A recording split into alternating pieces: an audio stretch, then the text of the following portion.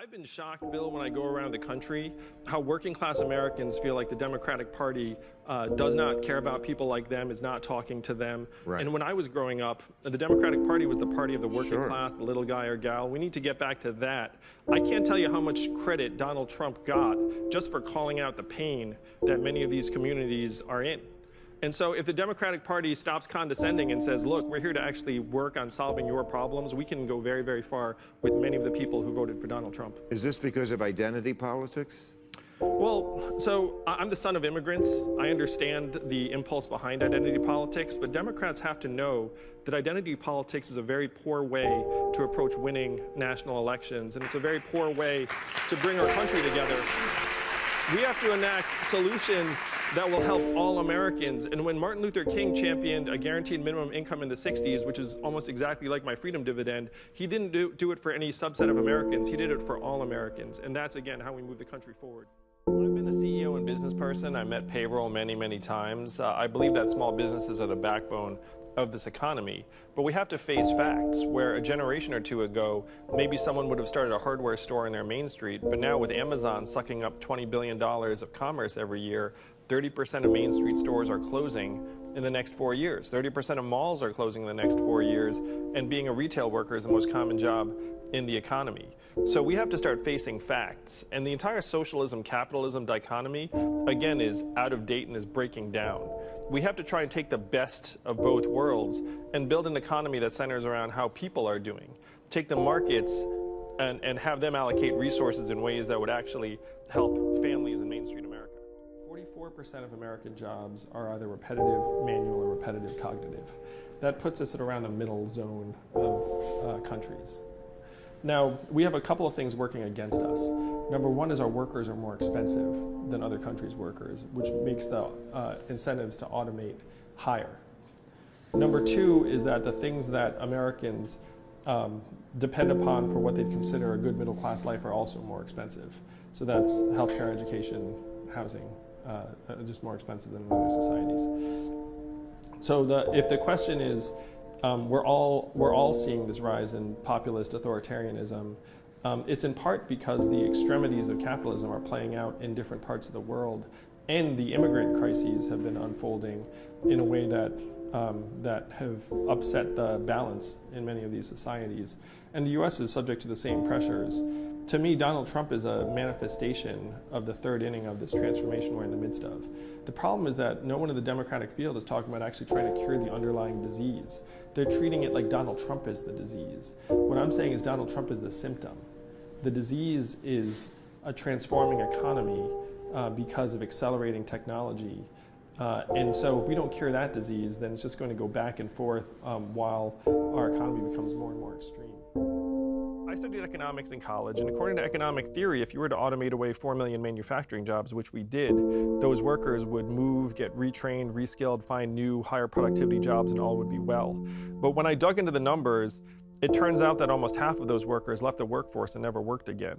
And of that group, about half filed for disability. And then you saw a surge in substance abuse and drug overdoses and suicides, none of which were in my economics textbook. It didn't say, hey, like workers are going to go home, file for disability, and start dying at record levels. So if you look at that fact pattern, you say, okay, that's what happened when 4 million manufacturing workers lost their jobs. That's actually a much better sign of what's going to happen when the 3.5 million truckers and the 2.5 million call center workers and the over 10 million retail workers suffer from the same sort of displacement. I think it would be insane to just sit back and watch this automation wave overtake our communities and our economy. So we're not ostriches. We can get our heads up out of the sand and say, look, we get it. Artificial intelligence is real. Self-driving cars and trucks are being tested on the highways right now, and we need to evolve. We need to actually start pushing the way we think of economic progress to include how our families are doing, how our children are doing, and things that would actually matter to the American people, because GDP is going to lead us off a cliff. Robot trucks, great for GDP, terrible for many, many American communities. So we need to get with the program and figure out how to actually make this economy work for people. I sit with my jaw open. I agree with you so strongly. Let me ask you finally, why isn't this a central question in the campaign of everybody running for president on any side? And why instead are they talking about issues that really are kind of frivolous? Why aren't they talking about this? It's a good question, Tucker. I mean, one of the reasons I'm running for president is to push this into the center of the mainstream agenda, where every candidate should be talking about what we're going to do about the fact that we're automating away the most common jobs in the economy right now. As we're sitting here together, the labor force participation rate in the United States is 63.2%, the same level as Ecuador and Costa Rica. And if anyone thinks that's where America ought to be, I mean, that number is even going to be further challenged when all this technology comes online. So we have to make America embrace this challenge of the 21st century and then try and address it together as a people. Last question. Shouldn't people who cite unemployment statistics be penalized for saying something so stupid? Yeah, we have a series of bad numbers, and I referred to GDP as one. Certainly the headline unemployment rate is completely misleading. Yes. And one of my mandates as president is I'm going to update the numbers so they actually make sense to the American people. Yes. So we can know what's going on. Otherwise, you can't make wise decisions. Yeah, right now, again, and you know this, our life expectancy has declined for the last 3 years, first time in 100 years because of a surge in suicides and drug overdoses. How can you say an economy is healthy when our people are dying? It makes no sense. I literally couldn't. I don't even know what you think on the other issues, and I just support what you said so much. I appreciate your coming on. Thank you, Tucker. It's great to be here. Thank you. So we have record high GDP right now. We also have record high stress levels, anxiety, financial insecurity, suicides, depression, drug overdoses, mental health crisis. These things are all true. And the reason they're true is that the economic indicators are actually completely off base and misaligned with how we're doing at this point. And one of the examples I use is that when my friends succeed in inventing cars and trucks that drive themselves, what will that mean for GDP? It's going to be great. What's that going to mean for the 3.5 million Americans who drive a truck for a living? It's going to be terrible. And so we have to align these two things as quickly as possible, and this will make it possible for us to do work that actually improves our own well-being, because right now our well-being and capital efficiency are in conflict. And old people who are seeking jobs that, in certain industries are getting caught in the crossfire, because then the company is like, hey, my job is to serve the bottom line, and I'm just going to assume that you're not going to be as helpful in that mission, and so I'm going to discriminate against you. So what we have to do is we have to change the bottom line of the organizations, and we have to change the bottom line of our society. We have to make it so that there's a human bottom line for our economy. We have to make it so that we measure our economy not in this GDP number that's going to lead us off a cliff, but in our health, our life expectancy, our mental health, how our kids are doing, how strong our communities are. If you make those the measurements of the economy, then I'm going to suggest that people who have decades of experience will become invaluable in so many of these settings. We can't set up a race that we're all going to lose. And this is not a matter of age, this is a matter of humanity. Your children, you're worried about them. How many of you all are parents like I am? How many of you are concerned that they're going to inherit a future that is not as bright as even the life that you'd experience? Like virtually all of us. I am too. That's why I'm running for president.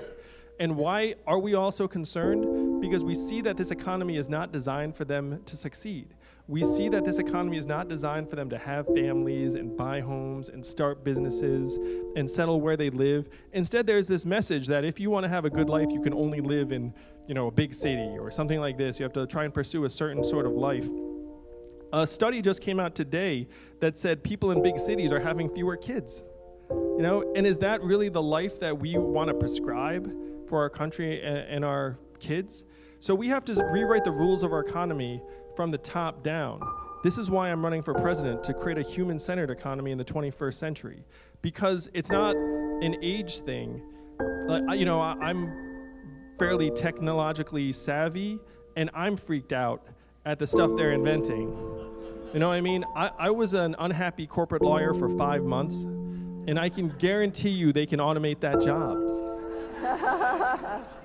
So stuff's coming down the pike that would have been unimaginable a decade ago, and it is up to us to galvanize energy around a vision for a different kind of economy and make it real as fast as possible. I think this may be the last question. what the talking heads couldn't stop talking about after the last debate. It's not the fact that I'm somehow number 4 on this stage in national polling. It was the fact that I wasn't wearing a tie. Instead of talking about automation in our future, including the fact that we automated away 4 million manufacturing jobs, hundreds of thousands right here in Michigan, we're up here with makeup on our faces and our rehearsed attack lines, playing roles in this reality TV show. It's one reason why we elected a reality TV star as our president. We need to be laser focused on solving the real challenges of today, like the fact that the most common jobs in America may not exist in a decade, or that most Americans cannot pay their bills. How many of you were excited about GDP when you woke up this morning? How many of you were like, I'm gonna make a big contribution today, I can feel it? If you think about it, we're at record high levels of GDP, also at record highs in this country right now. Suicides, drug overdoses, anxiety, depression, financial insecurity. It's gotten so bad that our life expectancy has declined for the last 3 years in a row. Last time our life expectancy declined for 3 years in a row, the Spanish flu of 1918. Global pandemic. That's the last time it happened. We need to evolve to the next set of measurements.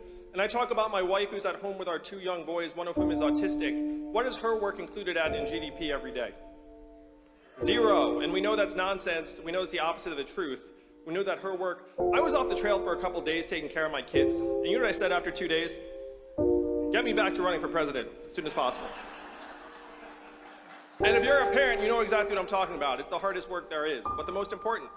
Instead of this GDP measurement that's running us off a cliff, we should be measuring our shared progress through health and life expectancy, mental health and freedom from substance abuse, clean air, clean water, childhood success rates. This is a vision of an economy that would actually work for the American people. Right now, the Democratic Party is being cast as the party that wants to spend money. We want to move society forward, and we need the right measurements to do that. So this is the vision we have to take to the rest of the country as fast as possible. We have to solve the problems that got Donald Trump elected. If you remember in 2016, what did he say? He said, we're going to make America great again. And then what did Hillary respond? America is already great. And that did not quite work. His solutions were garbage and nonsense. He said, we're going to build a wall, we're going to turn the clock back, we're going to bring the old jobs back. We have to do the opposite of all of that. We have to turn the clock forward. We have to accelerate our society and economy. We have to evolve in the way we think about work and value. And I am the ideal candidate for that job because the opposite of Donald Trump is an Asian man who likes math. Thank you very much, Democrats. Thank you very much. This is a really important point. We don't have Washington filled with a bunch of criminals. Members of Congress are not bad people. All of them go to Congress, I think, whether you agree with their policies or not, for the right reasons. They're all trying to do good. But then they find themselves in the middle of the system that forces them, if they're going to survive, to behave like this. And so I think one really important thing is to stop vilifying people as if they're evil people and just take on the system, which I think is the interesting perspective somebody like an entrepreneur brings to this type of question. Because you look at problems and you think, what's the twist that might make this problem go away? Yes, and I will say that I think you all, if you're here, you're thinking in these same terms. You're looking up and you're seeing that there's something twisted and messed up and imperfect about various processes, certainly campaign finance. And it's very tempting to then demonize people on the other end of it. And sometimes, you know, they're doing really unsavory things. But what we have to do is we have to focus on fixing the system that is distorting and dehumanizing various people, turning them into economic actors very, very often. That is the mission that we all must be on. And I'm going to say right now, that mission will succeed or fail based upon the people here in New Hampshire. That you all have this almost sacred trust to try and safeguard the rest of the country from this broken down system that is on the verge of pushing us off this precipice, but after which there will be no coming back. And you can all feel it. Like, we're all heading in that direction. That's why I'm running for president. I'm not running for president because I fantasized about ever being president. I'm running for president because I'm an American and I'm a parent, and I can see the country we will leave to our children, and it is not something that I'm willing to accept.